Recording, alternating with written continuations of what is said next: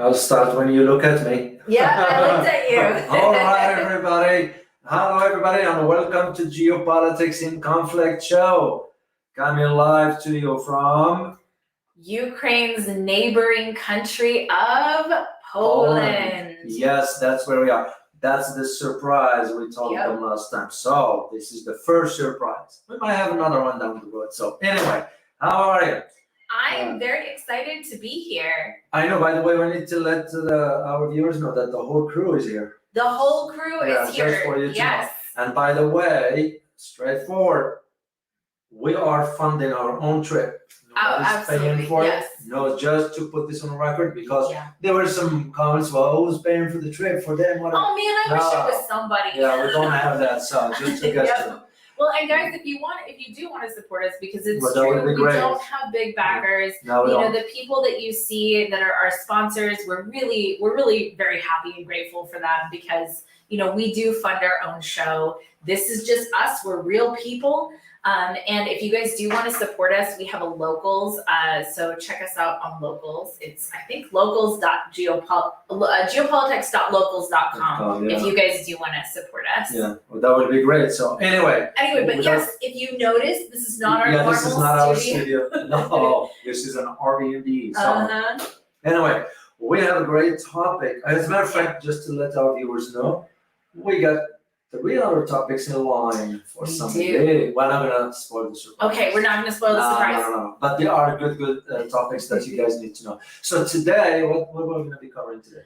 So today, a very interesting thing is happening that I think another topic that Western media should be covering a lot more than it is, and that is that the U.S. defense contractors basically are planning to send representatives to Taiwan. Ouch. Yeah, and it's 25 U.S. defense contractors are planning to send representatives to Taiwan next month to talk about joint arms production.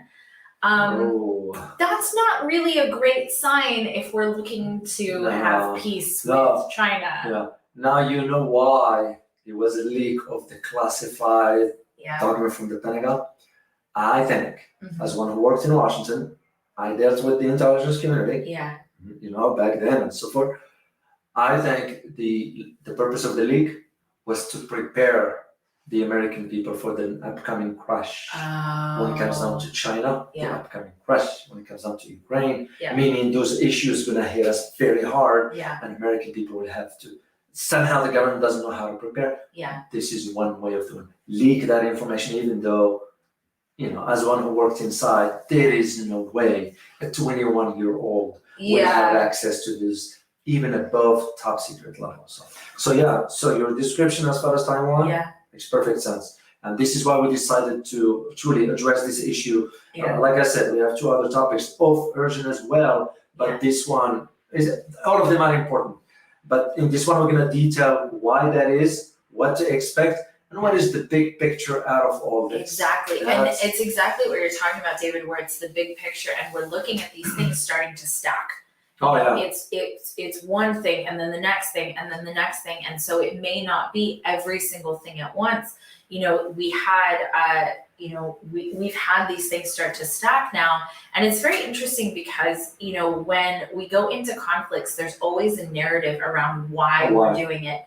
But it's been very interesting around the situation with Taiwan, because we haven't had a very clear why yet. Typically the why is humanitarian in some way, right? Which, if we look at our foreign policy doesn't tend to really believe in humanitarian issues, unfortunately. But even around this one, there isn't really a narrative. There's a big question of why would we do that? Why would we want to do that? Why would we want to send these defense contractors into Taiwan? What is the stated reason versus the real reason, Well, for the foreign policy, first of all, there's no foreign policy in the US. It's sad to say. For the last 30, 40 years, we haven't had a foreign policy. Because usually foreign policy, you put the strategy and so forth. Right. We have nothing. Right. What's going on right now is we are reacting to events as they happen. Yeah. So usually in foreign policy, you have a strategy for the next 20, 25, 30, 35, Right. Years? Yeah. We don't. It's because our system, and you all know this by now, how our system works on a basis of 2 years, 4 years. That's about it. So that's why. You want to know an interesting human behavior thing that I think leads directly into what we're talking about right now? Yeah. So did you ever notice how people never fix problems when things are going well? Because when things are going well, there still are problems, right? Mm-hmm. Like there's still issues in a society that are problems. But when things are going well, no one fixes them. It's only when things start to get bad that people decide they need to fix things. So this foreign policy that you're talking about should have been implemented when the United States was in its heyday. Not right now, but I don't even see it being implemented right now. No, it's bad. It's bad. So here's the key thing that I want you guys to understand about this upcoming trip, and as to where the focus is. And the focus is going to be on 2 types of weapons. One is drones, and the other one is the ammo. And why is the ammo? The ammo is because of what's going on right now in Ukraine. Yeah. And what's going on next door. Yeah, next door. What's going on in Ukraine? They run out of ammo. Europe now is going to have to allocate $1 billion just for the ammo. So what the defense contractors, 25, are saying, and among them, not all of them in hard weapon stuff, but also in ammo production. This is why you're seeing a large delegation. As a matter of fact, that's the largest ever. 25 is huge. It's the largest ever. So. But also it's an indication as to where, like I always said last time, remember after World War II, what did the US decide on? To embark on conflicts. 1950s, the Korean, 60s, the Vietnam, Gulf War, Gulf II, Afghanistan, and now Ukraine. And what's next? Taiwan, unfortunately. It's not, it's unfortunately, but this is the reality. Right. We want you guys, and you all know, we'll say it straightforward. This is where the next, because once again, things do not happen in vacuums, especially when things coming out of Washington, like the leak of the classified document. It's again because the administration seeing already the fallout of the outcome of the Ukraine. So what they do, release some classified, divert the attention, psych the population for what lies ahead, because the next one has to do with Taiwan. That is where the issue that I see coming looming large. And like I always say, most of us Americans, and again, I don't generalize, but most of us have no clue what a war, for example, with China will entail. They have absolutely no clue. Well, especially because most of our stuff comes from China. Even some of our military weapons are made in China. And so it's interesting because, this actually comes on the tail of the giant military demonstration. After I want to pronounce her name correctly, Tsai Ing-wen. When she came and met with U.S. House Speaker Kevin McCarthy. So this is also a very interesting progression of events. And it's also interesting that it's defense contractors. Which tells you, but by the way, what does it tell you right there? Who decides on the foreign policy? It's not the White House. And that's absolutely the thing. And I want to bring up, so I actually have some interesting numbers when it comes to the numbers that we're looking at sending in aid to Taiwan. Because there was a whole conversation between whether we were going to send grants to Taiwan for their military budget, basically, or we were going to send loans to Taiwan. So Congress was actually really hot on sending loans to Taiwan when what they asked for, what Congress actually, members of Congress were asking for was grants. Loans, Taiwan has to pay back within 12 years. Grants, Taiwan never has to pay back. So we're looking at, so Congress greenlit a $3 billion bill in total annual military aid for Taiwan as part of the fiscal 2023 defense authorization bill. So that's for this year, $3 billion for this year. But interestingly enough, now they intend to use a $1 billion authorization to transfer weapons to Taiwan via Presidential Drawdown Authority.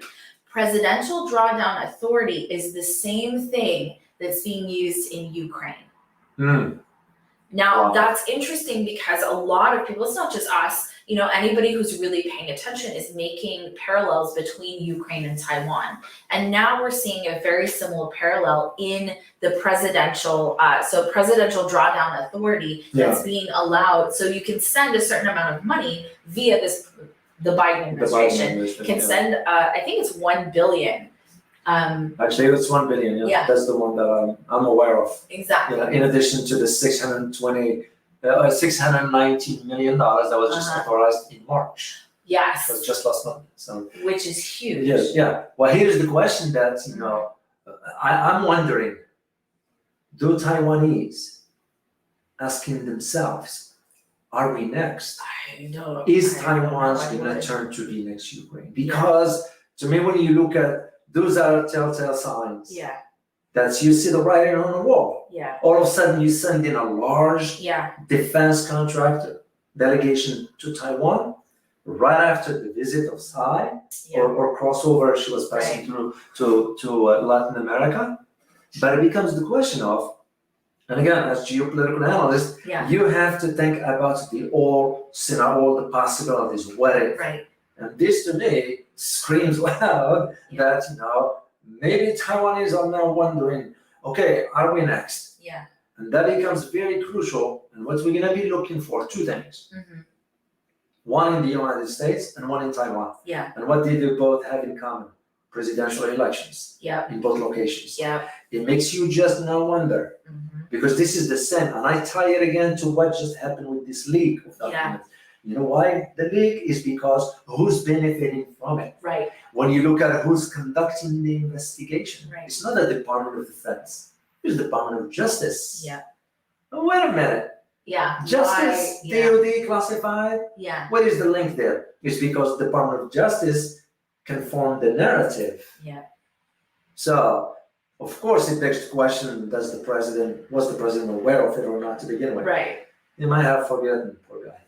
So, sorry to say this, but it's the truth. So, in Taiwan's case, they're gonna be asking. I am sure. I can confirm. It's just common sense for me to suggest. Right.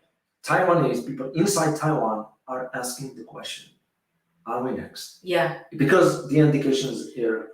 The indications are going that way, and we dropped a lav. Oh, okay. Like I said, guys, we're real people. And if you want to support us, go to geopolitics.locals.com. I hope this year can hear me. So. I think so. Okay. But it's interesting that you brought up who is really making the policy decisions because, we're looking at Ukraine. Actually, Zelensky started doing a very interesting thing, right? Because instead of asking for weapons, he started asking for money. And so what did he come to the US for? Remember when he came to, basically beg Congress? Ask for more money. He asked for more money. Yeah. And in this case, we're also looking at asking for money. Where does that money go? Yeah. And we're looking at this delegation of 25 defense contractors going to Taiwan. I wonder where that money might go. Yeah. And this isn't some crazy thing, this is what's being reported. What's being reported is that these defense contractors are going and that we're basically sending money to Taiwan to purchase arms. Where are they going to purchase them from? And we have indications, even back to Iraq and Afghanistan, there was a lot of defense contractor basically abuse and a lot of people got in really big trouble for the way that was being handled. And so, I don't know, I think that's a very interesting thing to point out. And I saw it. Mm-hmm. So I saw it with my own eyes. So yeah, it is very concerning. Yeah. And again, but this, you're gonna have to sort of put it within the framework of Asia's security concerns. Yes, let's dive into that for a second too, because you are absolutely right. Yeah. So you talk a lot about the Philippines, and how is this linked to the Philippines, do you think? Well, that's an interesting question. And to understand that, you have to understand what just took place in Philippines. Okay. And what's taking place in Philippines as we speak. Mm-hmm. So what's taking place? Two things. One of them is the live drills, Yeah. using live ammo till the end of this month with 3 countries. Mm-hmm. The United States, Philippines, Mm-hmm. and guess who the third one? Who's the third one? Australia. Oh, what a shocker. No. Australia, that's So, interesting.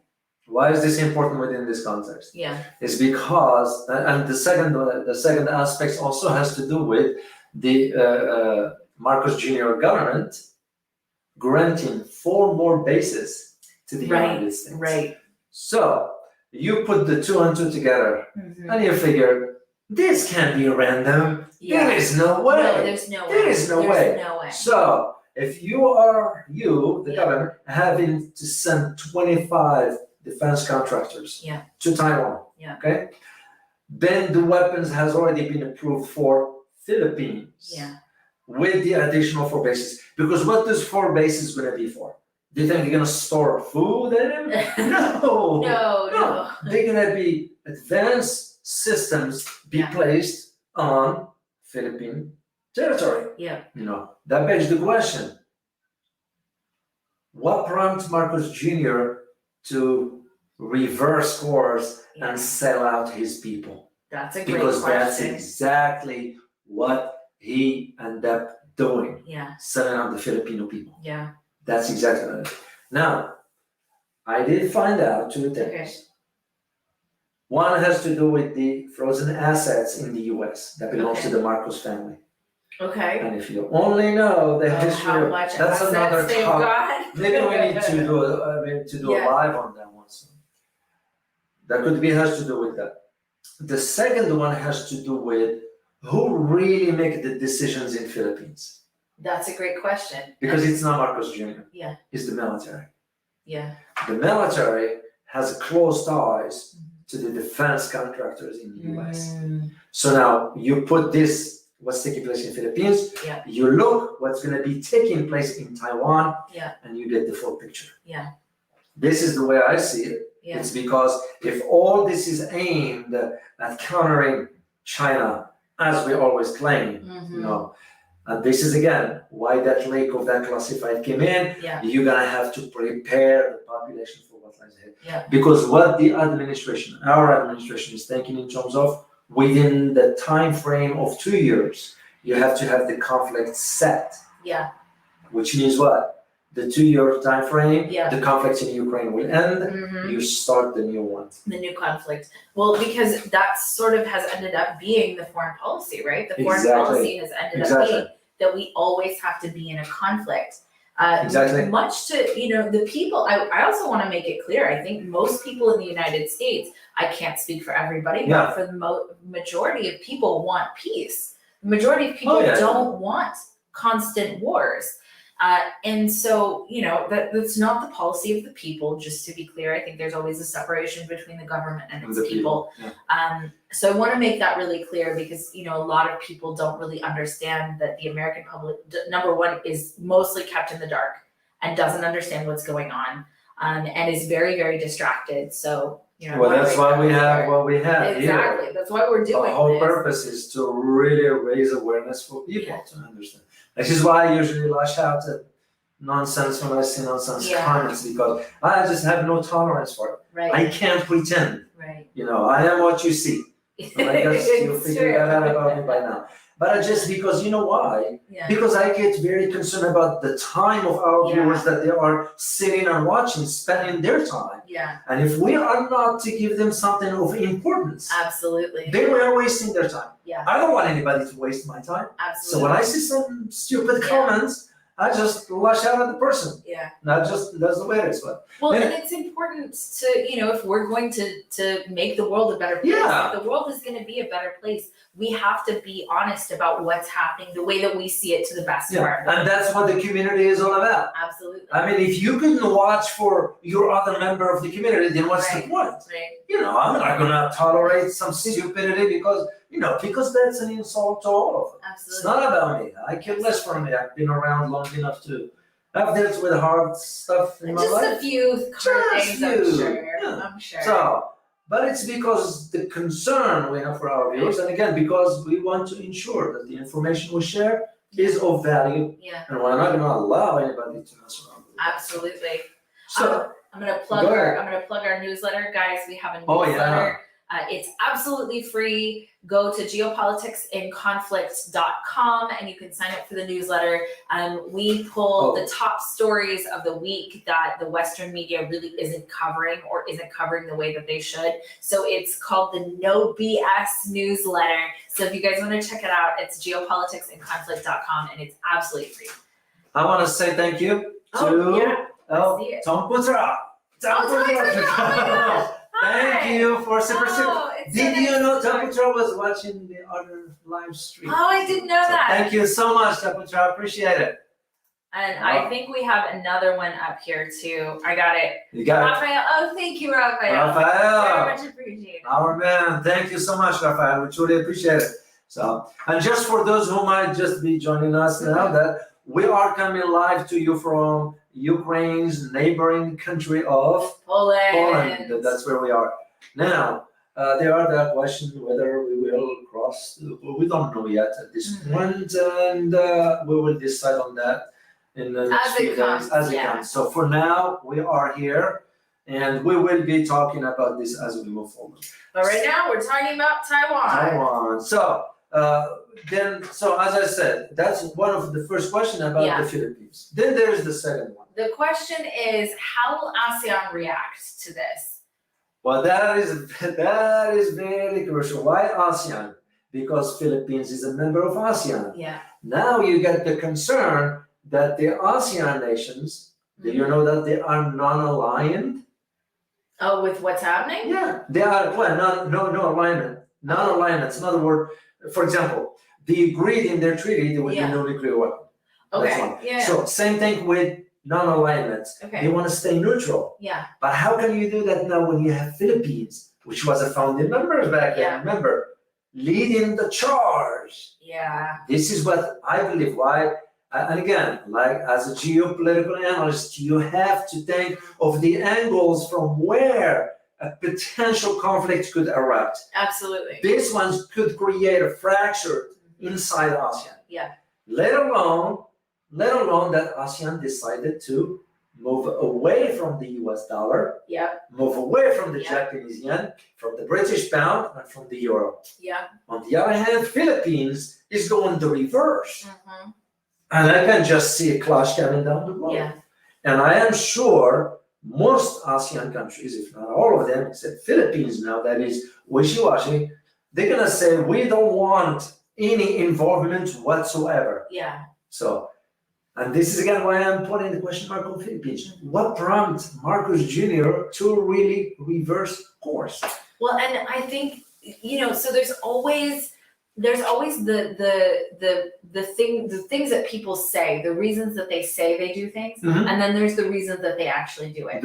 And I think you brought up two extremely interesting points. I mean, number one, frozen assets. That in itself is probably enough. Like that in itself might be enough.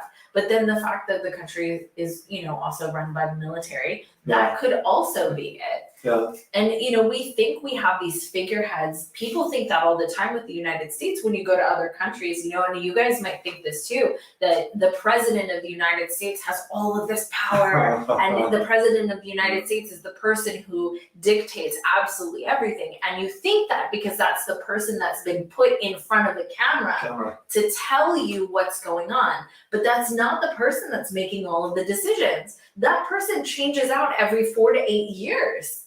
That's not the person who's making the decisions. There's people who we haven't elected, who we don't know their names, and those are the people that are making those decisions. And that's why foreign policy, American foreign policy is made by outsiders, not inside. Yeah. Among them is the defense contractors. Right. So this is what I see personally, how ASEAN countries are looking, because they are seeing where the trend is headed. Yeah. You're looking at a new man. I've said this before, but I usually repeat it because a lot of people don't get it. Yeah. Well, we're not talking about our viewers. I'm Right, talking about outside. You guys understand all this. You guys are very intelligent. Very We different. very much. I'm very different. Yeah. Very different. It's just because, I look at like Twitter, I look at LinkedIn, and they're all talking about multipolarity, but they are not talking about what's going to be the guiding force in this new multipolar system. And I've argued many times with some in LinkedIn that I answer back. It's like, well, respectfully, I disagree with you because the new multipolar system is not going to be based on ideology. It's going to be based on economic blocks. Yeah. This is why you see in BRICS the moving the way they move it. This is why you see in ASEAN moving the. And since we're talking in Asia here, you look at the ASEAN, you look at the RCEP, the Regional Economic Corridor, you look at also the Shanghai Cooperation. All of them, they're thinking in terms of economics. Yeah, absolutely. And again, I find myself going back to the Philippines to make an example of that. When Philippines' economic prosperity depends on its trade with China, and yet going in reverse, that just doesn't make sense. Taiwan could be in the same boat. Because all China needs to do is cut off trade. China's not going to do it because how can China does it? Starving their own people? That won't be right. To me, I don't see it. I hope they don't. But I also see that what we are doing with cementing these tensions, at some point, it's like, with somebody in school, whatever, when it bugs you too much, you say enough is enough. At some point, you're going to react. Absolutely. Same thing. Yeah, it's the bully. Yeah. And the ASEAN countries are looking at it from that term. Otherwise, why will they go ahead and drop the dollar, drop the yen, drop the euro? Yeah, that doesn't happen in a vacuum too. Absolutely. They are realizing, and Philippines now is going to have to make a decision. But it looks like they already did. Yeah. They already did. Yeah. You're granting 4 more bases. Right. And by the way, I looked at satellite stuff to look where the bases are.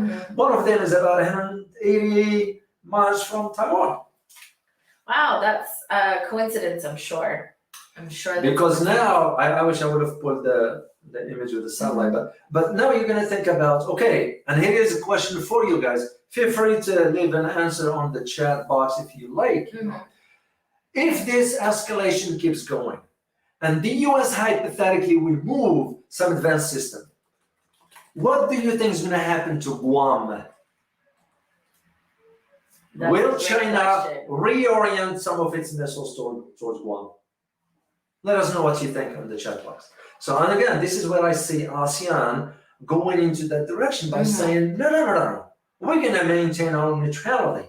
But Philippines is already gone. Now, I have a question about second country there. Singapore. That's very interesting, because Singapore's been in an interesting place. Singapore playing it safe because Singapore financial well-being depends on its relations with the US. But Singapore didn't go as far as China did. Because Singapore, you still have, I think if I'm not mistaken, the 7th Fleet can come to Singapore for refueling. But Singapore never granted a base for the US. Philippines is a different story. But if you look at the history of Philippines is a former US colony. So when Filipinos celebrate the 4th of July, it's not the birthday of the United States. It's the independence from the United States. So that's the way I see it for ASEAN. Then there is the bigger elephant in the room. Asian security issues. And that you can't ignore. I recall back when I was doing my master's degree, before we got into the PhD. In the master's degree, we had to study about Asian security back then. Now just imagine that. Put that in that context within the new development that's taking place and how every country in that part of the world will be, because what you're looking at right now, because what you will be looking at right now, when the 25 defense contractors go to Taiwan and advance weapons, what do you think the other country is going to do? They're going to rearm themselves. And all of a sudden you end up having what? A new arms race in Asia. That's the way you're gonna see it moving in that direction. Well, and it's escalating what's happening in that part of the world. And I don't know if I can say this on YouTube. I don't know if I need to say this on Rumble. I don't know what the right place to say this. Rumble we can. Rumble we can for sure. But YouTube. But I will not use names when I say this. But there was a bunch of countries, perhaps it's NATO, that poked and kept moving the line and kept moving the line and kept moving the line.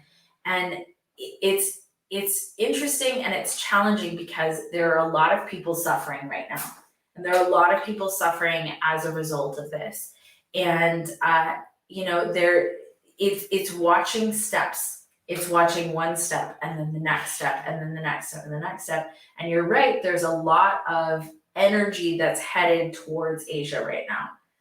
It's because the new economic center. Yeah. The wealth has already shifted from the west to the east. Right. I think we in the west are having a hard time accepting that reality. We don't want to admit it. We don't want to. This is why we're seeing this kind of, you create more tensions because if you can't compete, what you're gonna end up doing? Right. I mean, I look at it right now just in space, even in space. Yeah. Did you know that China now reached 100% oxygen in its space station? Right. 100%. Very quickly. Yes. Very, very And you know what the articles in the US saying? The alleged statements by that's linguistically is manipulated. Right, so right. it's because we're finding it very challenging. Yeah. You know, it's sad to see for my own country. It's America as our home, you know. Right. But it's sad to see that we can't compete. Right. We are falling behind. Well, and it's because we haven't put the energy towards the infrastructure. No. We haven't put the energy towards building up people who are building up mathematicians, building up scientists, building up people with real technical knowledge. And a lot of the other Asian countries, specifically China, have done that. Yeah. What I would love to see is the US do that. I would actually love to see that happen. I don't necessarily see that happening, but I would love to. You would think that's one of the would make more sense. But what's at the core of it is that we are unable to compete. Yeah. Because we don't have the requirements to do so. So what do we end up having to compensate for is creating more tensions. I know, and then now I do have one big concern while we're talking about the Asian security concerns. You know what my big concern is? What is it? Again, I think outside the box. Just imagine this scenario. What would happen if the United States decide to place a nuclear weapon on Filipino territories? That's a really big question, and that's a really big problem. Do you see that happening? Not now. Yeah. But that's just going to change the calculus for everybody. Yeah. Geopolitical calculations for everybody. You know, if they ever do that, first of all, if they do, the Philippines will be cross the line of or violates the treaty of ASEAN, because ASEAN is no nuclear weapon. They signed on it. And second, if Philippines would allow that, then we're going to be seeing next Japan. We're going to be seeing next North Korea. And I'm sorry, South Korea. And in that case, North Korea is not going to tolerate that. Of course. You know, even though the documents, the classified by the way, it says that North Korea's nukes is nothing but a hoax. That's interesting. It is not. Yeah. It is not. Yeah. I am. Well, so that's also interesting because you brought up the documents. So, you know, there was a whistleblower from Facebook. I remember maybe like a year or 2 years ago, and you know, she was a whistleblower, but she was everywhere. She was all over magazines. She was in the news. You know, they were publicizing her all over the place. So it's interesting. What is your take on these leaked documents? Oh, this is pre-planned. This is what I call intelligence operation. Yeah, because as when I used to deal with classified stuff. Without going into details. Of course, because I'm still, believe it or not, even though I'm not in Washington, but I'm still bound by the law. Of course. For the next 75 years. That's always how they do it. I'll be gone by 75 years. On a serious note, because this young guy, 21-year-old Garfman, he's not a whistleblower. This is not Edward Snowden. This is not a man in. He looks a little bit like a fall guy. Yeah. But what's interesting about this is the nature of the classification papers. One of them that took my interest was the one about Israel. And why? Because it said that the US is spying on Israel. Well, that one is, it exists, but it's under FISA, under Foreign Information Surveillance Act. that's a warrant that is issued by a federal judge or the Department of Justice. And the classification for that, nothing below top secret are higher level, because above top secret there are 4 levels. And all of them are classified names. I can share the letter, but that's if anybody knows the B, for example, something the TK, then G. Those are the classifications. What this paper is so you tell me a 21-year-old, a guardsman who just joined the Air Force, will have access. It took me years to acquire my clearance. Years. That's one. Second thing, you were saying about the United States had access to the Department of the Russian, penetrated the Russian defense agents. Oh, give me a break. You know how good the Russians are when it comes down to intelligence? They're the best in, I'm talking from experience. So they are the best. So becomes the question of the idea of, you to go back to your point as to, how the release of the intelligence at this time, while this is going, you've got a preparation of 25 delegations, defense contractors heading out to Taiwan, and you're releasing classified. And it's also interesting that they talked about, the fact that the US is spying on Zelensky also. So it's, Well, I did find 2 things from that. Go ahead. That there was a plan of assassinating both Putin and Zelensky. Which again, I mean, come on. You think clearly, you think logic. I do know, based on experience again, the end of Zelensky is not going to be pretty. I can. Well, and it's interesting as sort of support changes, as the narrative changes. I'm interested to see how that goes. But I think you're absolutely right. There's a reason things got leaked when they did. It's very specific information. The other one has to do with the documents that is coming out of the operational center of the CIA. Operational center of the CIA doesn't share with the outside world, including the military. The reason being because inside the agency, the servers are independent from the rest. This to me what gives me the confidence, and I say it with a high probability, that this one was organized by higher-ups. And when I say higher-ups, not inside the agency, there's a higher-ups inside the director of the National Intelligence Office. That's the one that oversees all the 16 agencies. That's to me what. So that's very interesting. The guy. Interesting timing. The guy is so naive, would not understand the dynamics of how the 21-year-old, what do you expect? And that's interesting that that's who they chose. They chose a 21-year-old. And you taking it to a game place in Discord?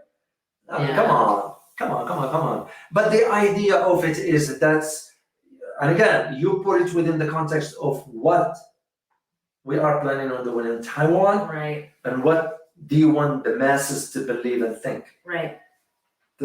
They go parallel. Absolutely. But for different objectives altogether. And the big question of all this is who's benefiting from it.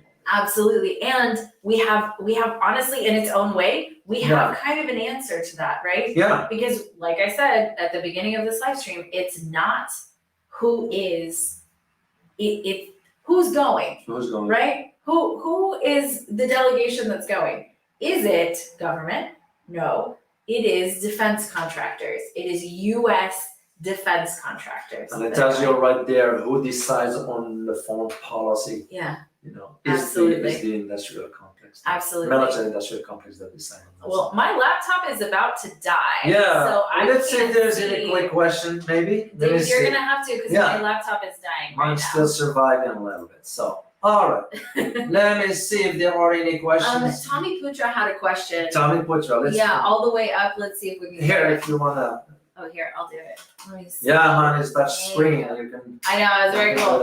All right, Tommy Putra, let me see if I can find your question again. Oh, there it is. Thank you.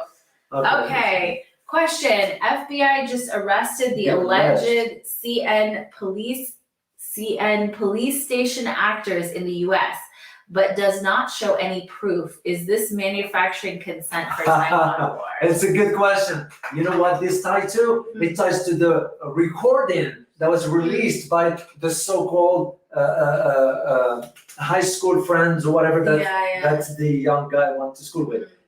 Funny how it was recorded. I am not a producer, but I can tell it was rehearsed. Yeah. I learned now a little bit in front of A camera. little bit. You're absolutely correct in your assessment. This is, and interesting enough is that who's taking the lead on the investigation?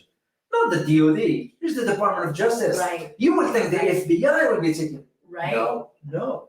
It's the Department of Justice because they want to ensure the narrative. You remember when President Biden, you give him the proper respect, when President Biden was told that he had classified documents in his garage. Right. Did you hear anything about it after that? Nope. Because Justice Department took over. Yep. Have not heard a single thing about it. That is where, that's where the problem is. All right, we got one. Let's do one more question.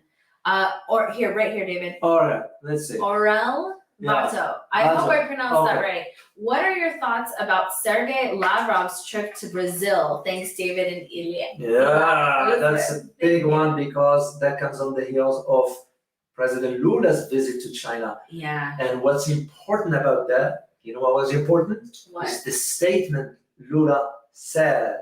He said, and I'll paraphrase here, the world is sick of the dominance of the US dollar.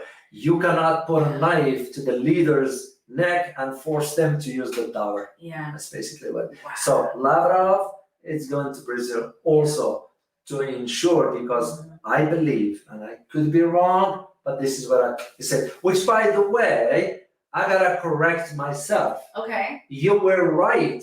Last time when you said BRICS will be holding a meeting in August. I said no, it's in May. Well, you know why I said in May? Because I read 6 months ahead of time. At that time, they said May. Yeah. But they pushed it down to August. They pushed it down to August. So you were right, I was wrong. No, it's okay. But I'm glad that you're very diligent about it. But it's actually very interesting. It's very interesting looking at this because remember what you said earlier in this live stream even. Yeah. That it's economic, right? So it's not ideological, it's economic because that's what we're watching happen. We're watching the economics happen here. And just to go back to this question quickly, the reason why Lavrov won it, it's because India and China now compensate for everything Russia lost since the beginning of the conflict. Russia is making more money. And I think Russia now wants also to cut a deal with Latin America because of what's coming in Latin America. Yeah. It's part of the BRICS. Yeah, that's absolutely. what you expect. And all of I remember this happened actually fairly immediately after all the sanctions and all that were put on Russia, that they replaced all of the American contractors, the American businesses that had to leave Russia. They replaced them with Chinese companies. Interesting. And so it's not like that money is now going nowhere. That money is now going to China instead of back into the United States. And the IMF just confirmed that Russia is making now more than it did prior to the conflict. And so, there is that whole narrative of, sanctions work. No, did they it? They don't. Based on actual facts and actual numbers, did it hurt Russia? Sanctions never work. All right, let's see. Good morning. Hey, hi, Boone. We are in your continent here, man. Question, is Australia housing any nukes from the US? Won't the chance of Aussies having nukes first be more realistic than Philippines? Yes, it will be. The only problem is, you have to wait till see where this AUKUS deal and what will happen between now and then. Because remember, the AUKUS deal, it's not like the sub's going to be delivered tomorrow. Yeah. You're looking at a 2030 plus. Yeah. 2036, right? And even the nukes that's going to be there, who will have access to them? It's the Americans. Yeah, not the Australians. And even the deal with that is that it's, and this is what I actually think when we're looking at the submarine deal, I actually think the most important part of that isn't the subs that they're going to get. It's the fact that rotation is now allowed. Which means the presence of the US permanently. Because rotations are permanent. Right, because all they have to do is rotate one out and then the next Bring the next one. Yeah. And that's not having a base, that's just rotation. And that's what I really think that's about. If I'm being honest, that's what I think that's Where about. the difference is going to be in this case is the type of weapons. Yeah. Now, the way I see it, they will be strategic in the submarine. Yeah. They will be tactical in Philippines. That's where I see the difference. All right. All right, guys. Well, we hope you find this very informative, and be on the lookout. We're going to be coming up on the air again within the next few days with a new topic. So, and as always, I'm going to plug our newsletter one more time. Yes. Geopoliticsandconflict.com. We have a free newsletter. It's called the No BS newsletter because we want to bring you guys, there's so much distraction. There's tons of distraction. And we want to bring you guys the news stories that the Western media is not covering for whatever reason. But check it out. No BS newsletter, geopoliticsandconflict.com. Yeah, and thank you it's all. free. Yeah, and thank you all for your videos and the notes. Stay safe, guys. Informed. Thank you. So thank you also. As always, prepare yourself for changing world order. Till next time, guys. Bye-bye.